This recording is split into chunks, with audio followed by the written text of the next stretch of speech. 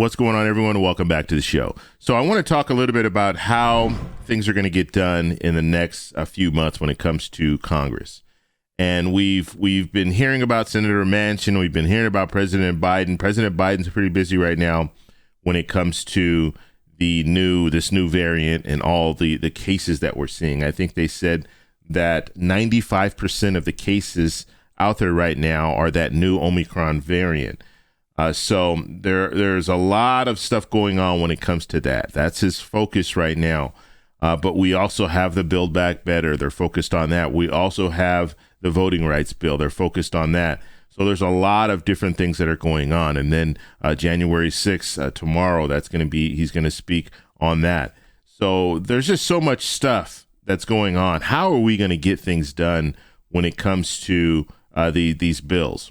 How is this going to get done during an election year with all this stuff going on right now? So that's what I want to talk about today. But first off, on this channel, we talk about public policy and what's going on in DC. If that sounds like something interesting to you, please subscribe to the channel and hit that little bell notification. That way you'll get notified anytime we put out a video. And like always, if you see my name and a picture of me in the comment section, make sure you also see a check mark next to my name. That check mark signifies that it's me. If you do not see that check mark, it's not me. It's someone trying to impersonate me. Okay, let's talk a little bit about Build Back Better and the child tax credit. Senator Manchin came out yesterday, and let me show you this article, and we'll talk a little bit about this. So Joe Manchin reiterates that he won't support enhanced child tax credit without a work requirement. Okay, so, and it seems it's interesting. Now, he's mentioned this before, but it's interesting as far as this whole work requirement. I don't know how, I mean, he's basically saying right here that he's not going to support it. So he would be a no if there is no work requirement. So what was going on is in the last child tax credit, the monthly payments, you didn't have to work. But I don't know the specifics of what he's talking about. And he doesn't get into specifics talking when he made this comment. But there are some things that you need to think about. And he's also talking about an income cap. Okay, so the income cap would be right here. 60,000 or around 60,000, but he's not giving specifics. And I think in situations like this, if you are going to talk like this, let people know exactly what you're talking about when it comes to the work requirement as well as the income cap. And so I think Senator Manchin needs to be clear when he's talking about this. And a lot of this stuff is not him directly saying this. Or he might have said it to a reporter off record, or he just might have said it when he was walking down the hall. A reporter grabs it, and that is their headline. But when we're looking at this whole situation, we need to know exactly what is going on when it comes to this. Now, we have to think about certain things when it comes to the child tax credit.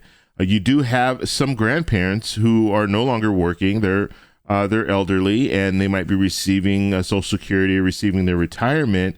And now they have to watch the kids because the parents aren't in the picture for whatever reason. Now, are they entitled to a child tax credit? I would think that they are. And I have some viewers that have commented in the comment section and let me know, hey, I'm a grandparent and I'm receiving this child tax credit and it's really helping out. You also have to look at, do both parents need to be working? Because you have certain situations where the mother's working, the father's at home, or the father's working and the mother's at home. So do they both need to be working in order for you to receive the child tax credit? So there are a lot of different things that are going on. And plus, let's say the mother doesn't work, but the father works and they have joint custody. They're separated or they're divorced. How does that work when it comes to a child tax credit? So there's just so much going on when it comes to that. Making that statement, Senator Manchin coming out and talking like that, we need to know specifics. What exactly are you talking about when it comes to the work requirements? Who is required to work? I can see if it was a situation where you have someone that's just not working and they have kids and they're receiving this child tax credit and they don't have any type of employment at all, which I don't know. I don't know how many people are out there that are like that. I think it would be a very, very small percentage. And in situations like that, you're going to say, okay, well, we have about 3% of the population that is benefiting from not working and receive the child tax credit, but the other 97% are working. At least one of the family members are working, one of the parents are working, or it's a grandparent situation. Or so if we're looking at the vast majority of people benefiting from the child tax credit and doing the right things, are we really going to punish that 97% because you have 3% that are not doing exactly what you want them to do when it comes to a child tax credit? So this is something that we're going to have to continue to watch to see what Senator Manchin says. But it's very interesting because the goalpost is always moving. We hear certain things and then that changes, and we hear something else and then that changes. And Senator Manchin's concern about them spending money on drugs and hunting. And I mean, we're just hearing different things every day when it comes down to this child tax credit. And this is something I think the child tax credit on its own could be a bill. They could pass that alone. They don't have to put that in Build Back Better.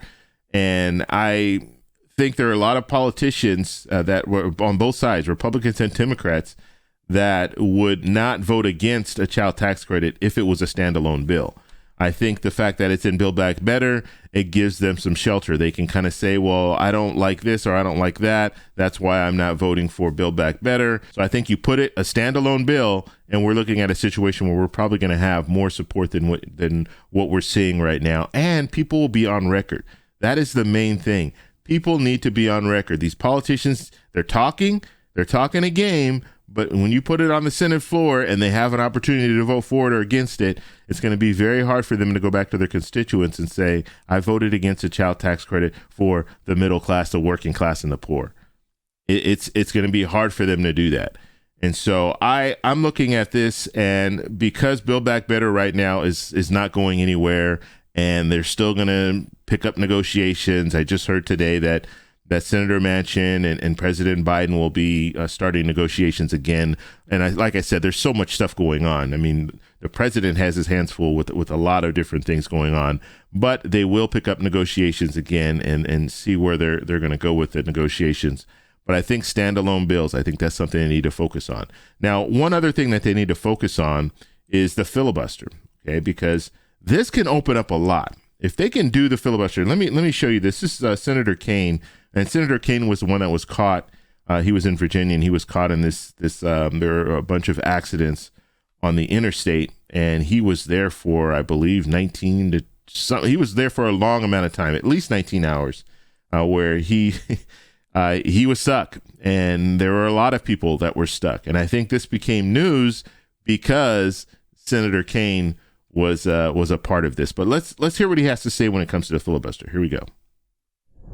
And what we're looking at is not only changes in rules, but could we restore the filibuster to what it was during most of the Senate, a talking filibuster, and when everybody stopped talking, you would just have a simple majority passage vote.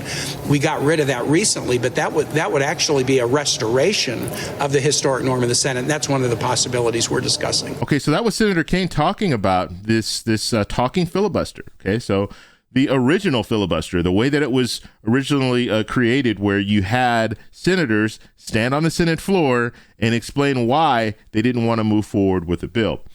And so this is something that I'm hoping that they bring back, because this is, and this is good. It's good optics too, because what you'll see, and let's just say Build Back Better. Now, if you like Build Back Better, you're going to be really watching, because you're going to want to see what these senators are saying that, in opposition of Build Back Better. But I guess both sides, even if you like it or you don't like it, you're still going to want to hear what these senators have to say. But you'll be able to see them obstruct. And we don't see obstruction right now. All we see is that they have a vote, and it's a procedural vote. And if that vote doesn't get the 60 votes, then they don't move forward with the bill.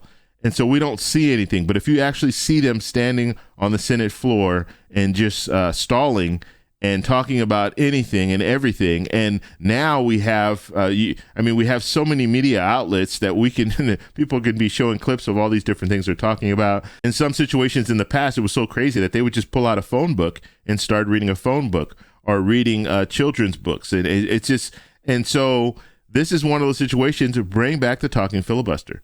You bring that back, and then you're going to have politicians that are going to talk and talk and talk until they get tired. And then when they get tired, then they'll have the vote. So they won't be able to delay indefinitely. It would be a situation where you would have the vote still, but you would have these politicians come out and, let's face it, embarrass themselves during an election year. I think that would work.